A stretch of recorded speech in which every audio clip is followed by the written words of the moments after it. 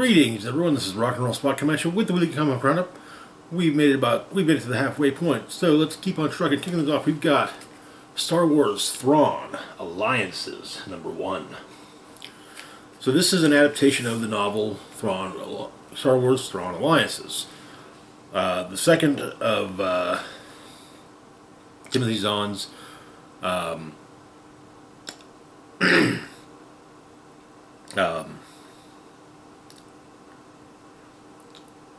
prequel origin novels for Grand Admiral Thrawn. I haven't read the first novel. I perused the wiki, but I perused the Wikipedia entry earlier.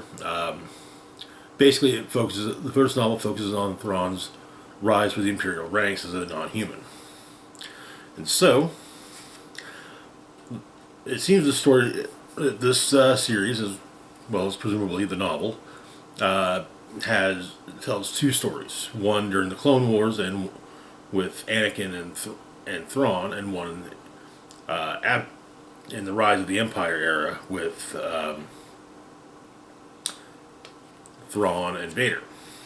So the issue begins on Coruscant, or actually the issue begins in deep space. A rebel ship is fleeing from the Chimera, protecting a larger ship. Thrawn allows it to escape, however, but he's summoned to Coruscant, and the Emperor states that he says his service in the Force on the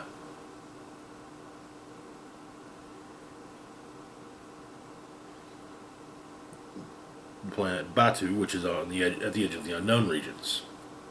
Vader is to accompany him to investigate. Vader and Thrawn butt heads to a point.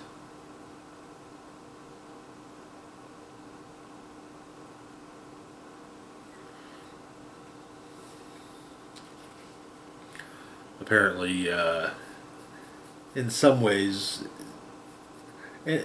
largely with Thrawn wanting things done a specific way and Vader disagreeing. In the past, in the Clone Wars, Senator Padmé Amidala arrives on Batu to meet with a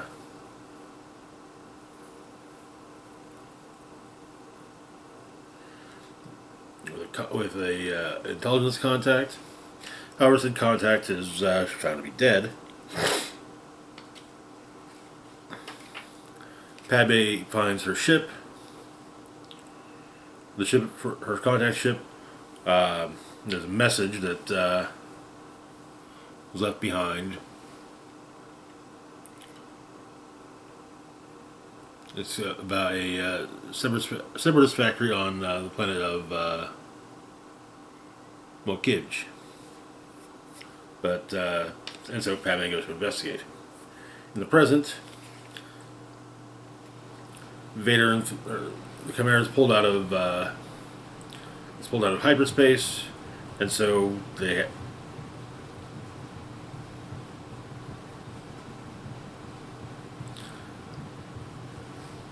had to take an alternate route before arriving at Batu. There does appear to be a rather large scorch mark on the planet surface, visible from orbit.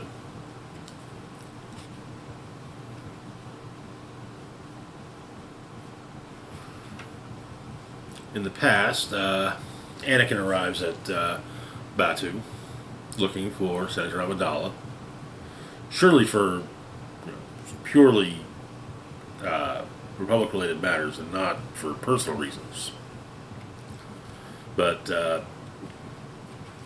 Thrawn contacts him. Well, he meets Thrawn, and two of them work. In the present, they note that Batu has changed in the intervening years.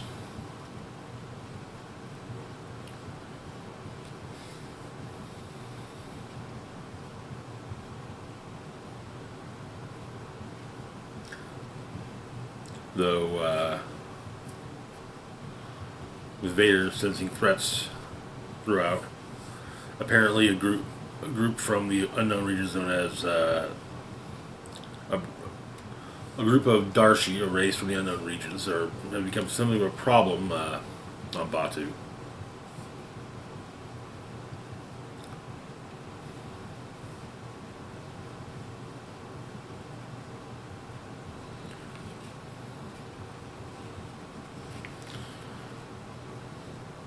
Vader informs Thrawn that Thrawn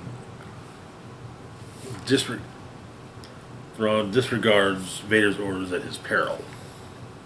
But in both the past and present, we see Thrawn in the past with Anakin, in the present with Vader, getting into fight. Each getting into a fight on Batu. In the present, it's against the Darshi. In the past, it appears to be with some raiders. I'm wondering about the Nubian ship. But Thrawn attempts to buy information about Padme's potential whereabouts. But it seems that him and him and Anakin have walked into a trap. And that is where the issue ends. Interesting start. I may have to track down the novel and read through it, though likely might try and do that after having read the whole series, the whole miniseries. Moving on though to our next book, we have Ghost Machine #1 from Image Comics. So Ghost Machine is a collective of creators working at Image Comics, including Jason Fabok, Jeff Johns, Gary Frank, Brian Hitch, Brad Meltzer, Ivan Rice. Honestly, some really great creators. And it's supposed to be, as I understand from their mission statement at the beginning, not one singular cohesive universe. At least I would assume not for now, but multiple cohesive shared universes between creators, each with different genres. There's the Unnamed, which focuses largely on the two characters focused on in this are Geiger, created by Jeff Johns and Gary Frank, and Redcoat, created by Jeff Johns and Brian Hitch. Then there's Rook, Exodus, created by Johns and Fabok. Family Odysseys, focusing on the Rockefellers, which is seemingly under the creative guidance of Peter Tomasi, with the Rockefellers and Hornsby and Halo, and Hyde Street, which is a more horror-related universe, featuring a story by Jeff Johns and another one by Maytal Zook. So, the Geiger story sets up where Geiger's at in the course of his story. There's already been one volume of Geiger. There are also character files that kind of say who the characters are.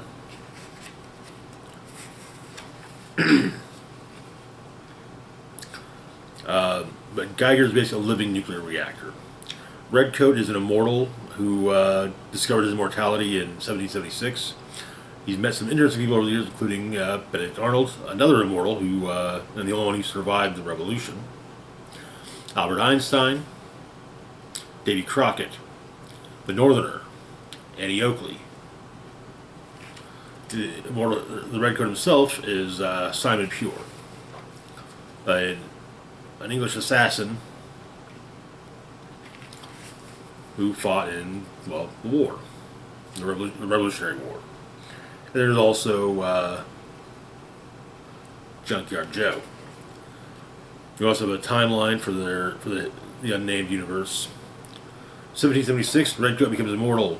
1864, the Northerner begins his hunt. 1944, The Monster is made. 1972, Junkyard Joe comes online. 1997, American Widow X has her revenge. Present day, the first ghost is captured on film. 5 years from now, the unknown war erupts.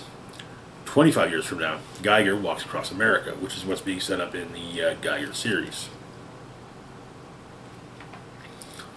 But Geiger was a man who doing good to protect his family from coming nuclear war. Made them a bomb shelter. Tariq Geiger was trapped in the nuclear explosion. However, turned into the radioactive monster known as Geiger. While fighting the King of Las Vegas,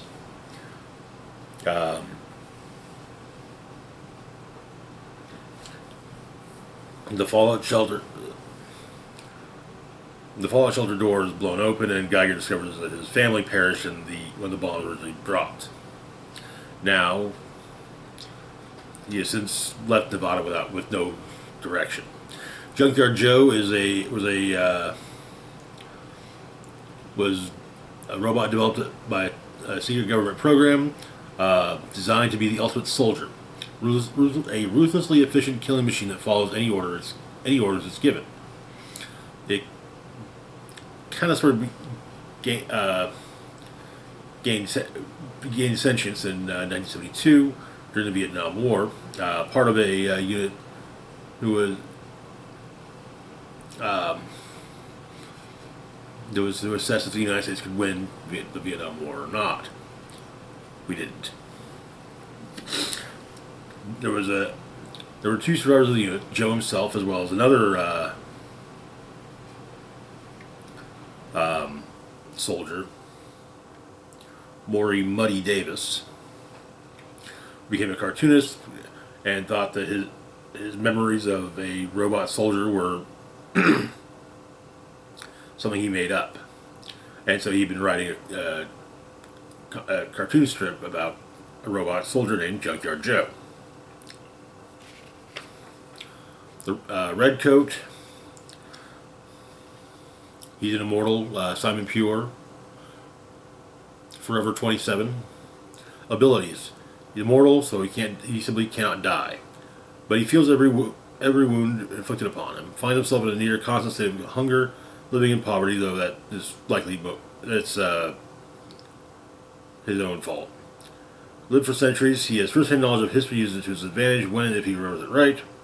Vast experience with all manners of weaponry developed since the 18th century, despite lacking any natural talent, is a brilliant marksman, stating, if you do something long enough, you just get good at it. Also has the innate ability to irritate practically everyone he meets. May or may not have other supernatural powers connected to his immortality, but he has no idea, honestly. The Northerner. Little known about him, not even his name or age. Little is known about him, his history. Records of his appearance first occurring in 1864 during the American Civil War. Having encountered him a handful of times himself, Redcoat believes the Northerners plotting against him, but that's something that Redcoat believes about everybody. And the Northerners' abilities are also unknown. Finally, there's President Sarah Nash. She served in the Army, became a high school principal, then was given an application for Operation Overview. Sends educators and civilians into outer space, 62 miles up, just past the Kármán line, where space begins, to change their view of the world. Astronauts call it the overview effect, a shift in awareness from spaceflight. Most civilians go up there and see the world as so big and massive, but Sarah's real fear was that it made her feel so small. She wasn't fighting for the whole planet. She was fighting for her family, her husband and her son, her youngest son, Linus. When she got back from space, she decided to run for president, and won. But after swearing in, after the inauguration, she discovers the first ghost, which I assume would be either a ghost of a president or a ghost of a first lady. You get the idea, though. The nomenclature implies more along the lines of First Lady. But yeah. Next up, there's Rook Exodus. This is a quite a dystopian sci-fi tale, or universe, I guess. Seems the primary book for this will be a title simply called Rook Exodus. But, so, here's the basics of it, though. A struggling farmer from Earth was given a second chance on the planet Exodus, a terraformed world where every aspect of nature is controlled by humanity, including the winged scavengers who plagued Rook's crops. He became one of the wardens, called Rook, wearing a helmet capable of commanding an animal species. In this case, birds, primarily crows, ravens, and similar birds. But when the world's engine failed, the power of the wardens fell into the wrong hands. Those who could afford to fled, forcing those left behind to choose between trying to escape the war-torn world before its destruction or fighting to save it. And so, we've got Rook, who is warden of crows, ravens, and rooks. 35 years old, 6 foot tall, 200 pounds, brown hair, brown eyes. But he uses his helmet to control crows, ravens, and rooks. He uses them to scavenge for rocket parts and frighten potential threats. He's trying, with everything that's going on the planet, he's trying to scavenge parts to get a ship and leave the planet. Swine, warden of, well, swine. The helmet's ability to control a species of animal is referred to as a drift.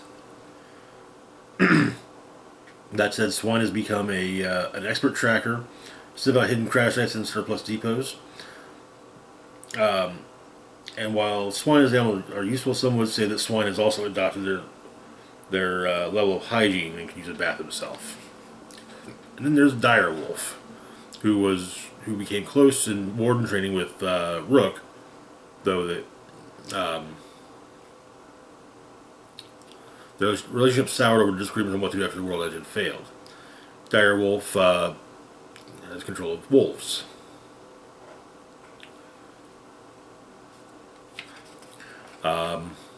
Family Odysseys, Ghost Machine's family universe, full of heart, heroics, and humor.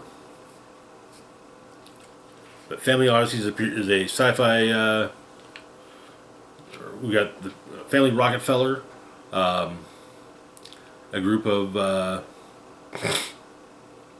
time travelers living in the present, from the future, living in the present, and hopefully trying to change their present for the better. And dealing with the idiosyncrasies of the modern world. It would appear that in this universe there are Junkyard Joe movies as well. Then there's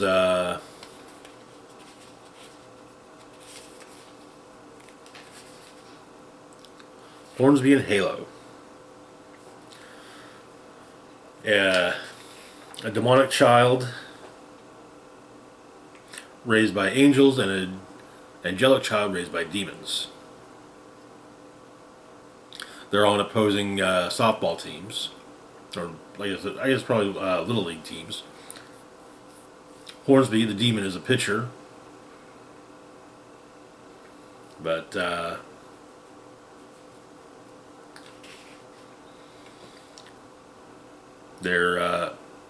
and Halo is an outfielder.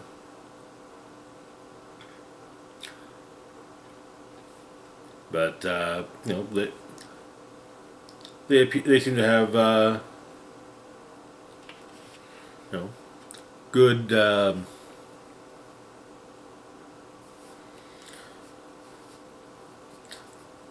they seem to have a good a fun the type of adversarial relationship that two kids on on opposing sports teams would have. But they're also being monitored to see if it's a nature versus nurture type of story. To see if their nature wins out or if nurture wins out. And nurture seems to be winning out over nature.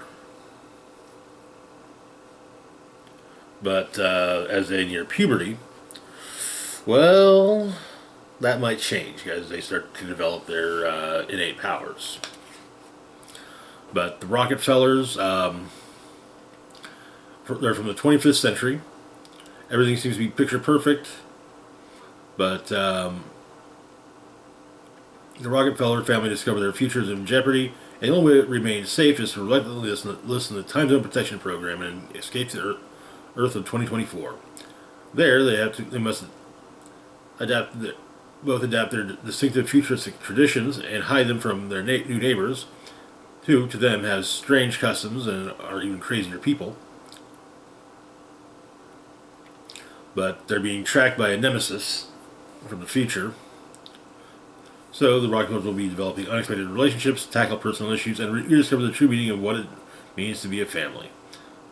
They're also on track to change their own destiny and the future itself, if they can at least get their internet speed up and find a food they all like to eat. That said, while most of them are actually there, it appears that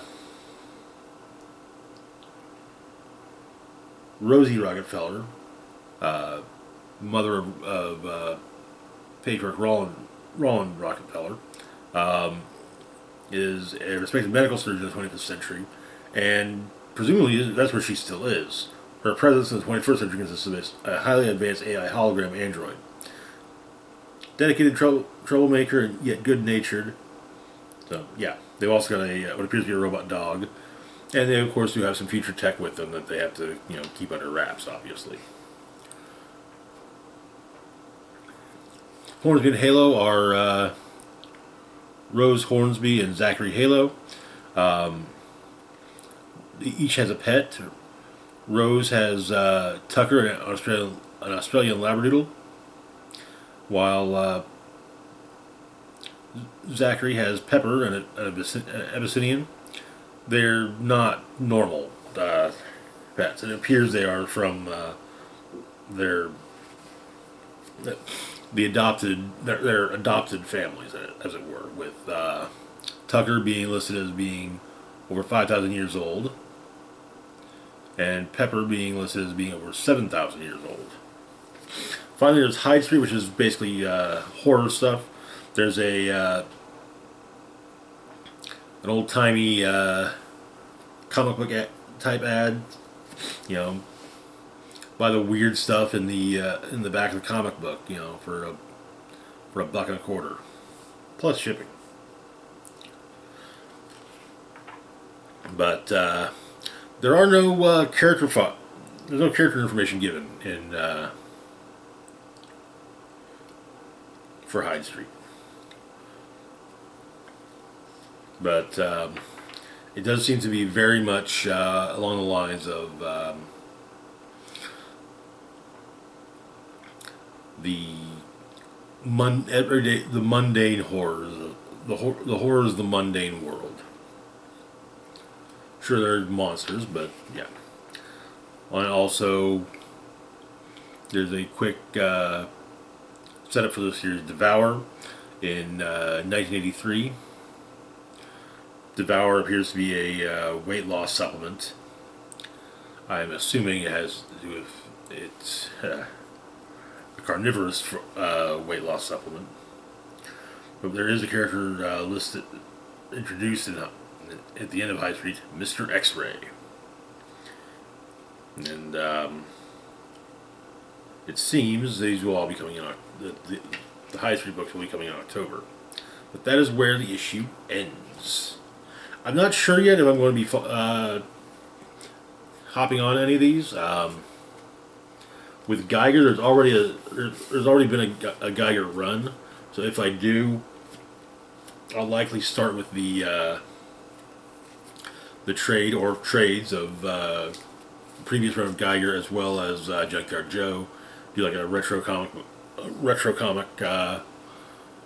video, like which I haven't done in years on those. So, moving on though to our next book, we've got Titans Beast World.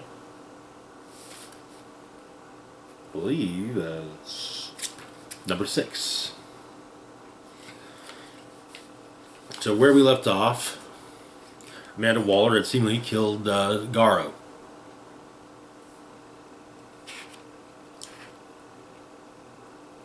And Raven, moments beforehand, briefly saw Dr. Hate.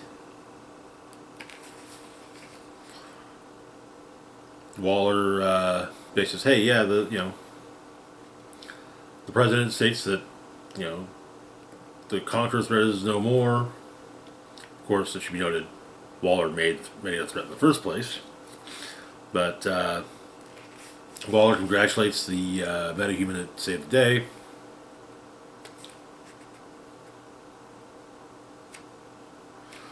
And Waller announces a plan to take care of the people who have been transformed by Garo.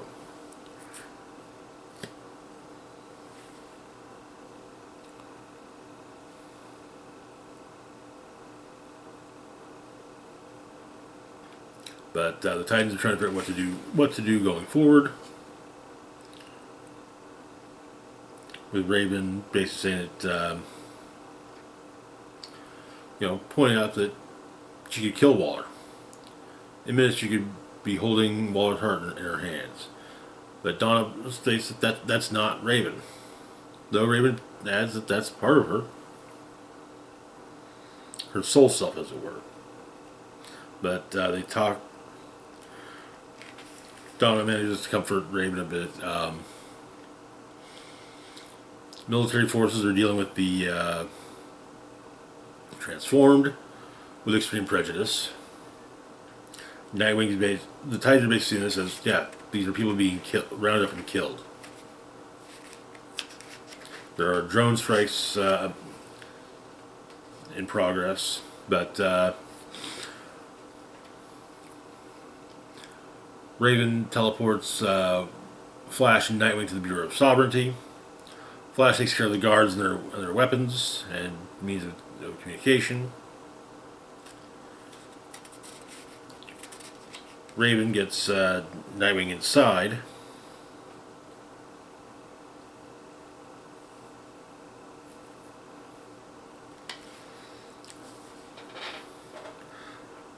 There's a fight between Nightwing and Peacemaker.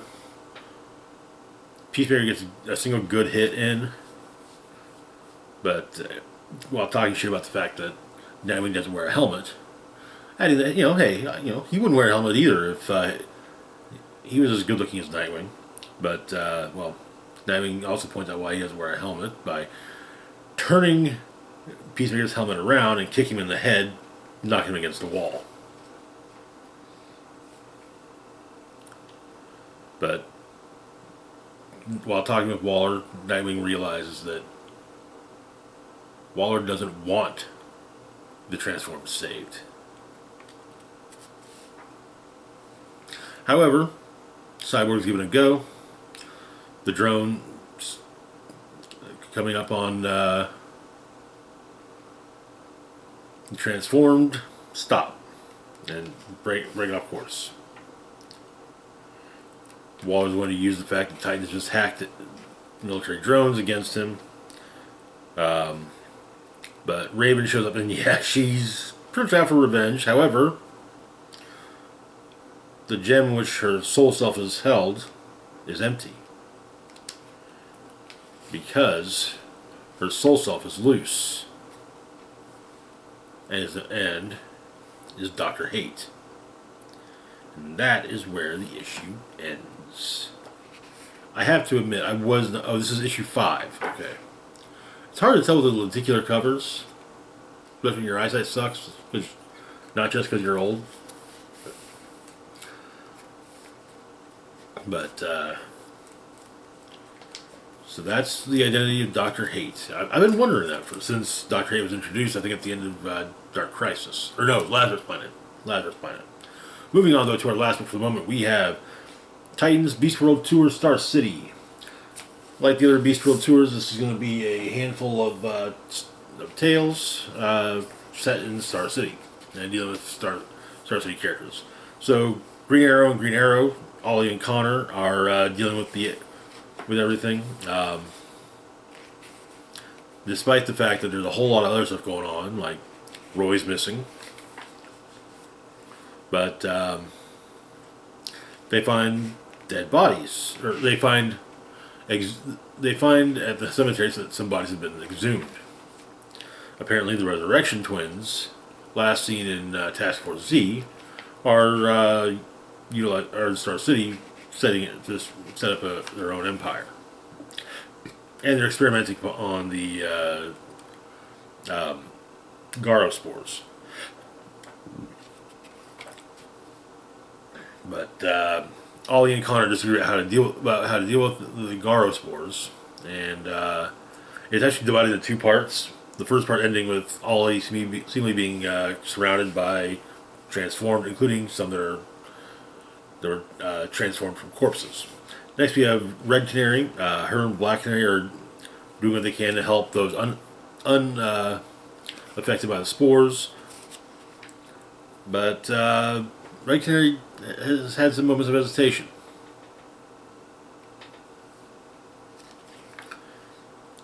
During one fight, a Garo spore gets Black Canary, and she turns into a Black Canary. But Red Canary is able to talk her down. Next up is the Jungle Society of America. Red Arrow is pinned down by apparently Garofied versions of Alan Scott and the Boom. Jay Garrick is helping out in Central City. But they get an assist from Stargirl and Huntress. Stargirl's advised to not use her cosmic rod because, well, that could the Garo spore could detect that. And in fact, two do, though Huntress and Red Arrow take them down.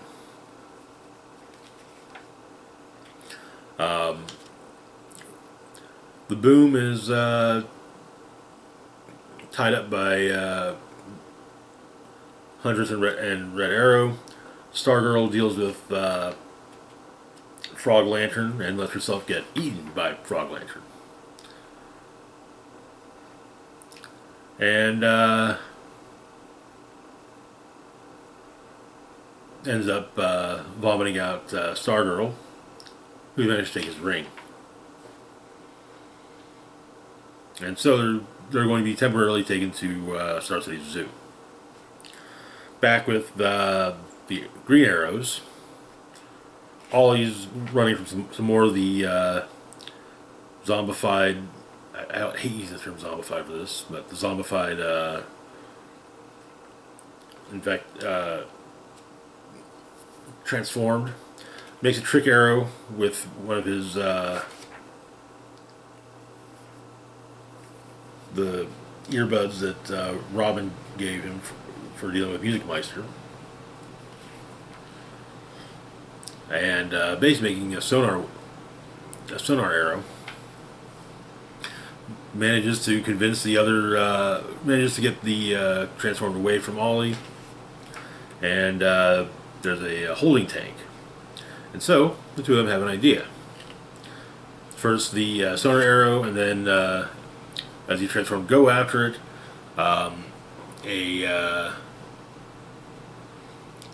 Expanding foam arrow, which basically is somewhat diluted by the water, but it makes a pretty good absorbent gel to hold everyone in place. And so it's going to end with the story ends with Ollie and Connor. They say that when this is all over, they're going to talk, and that is where the issue as a whole ends. So it was actually pretty fun. It's nice seeing two things that were nice was seeing acknowledgement of the current Birds of Prey series, yeah, as well as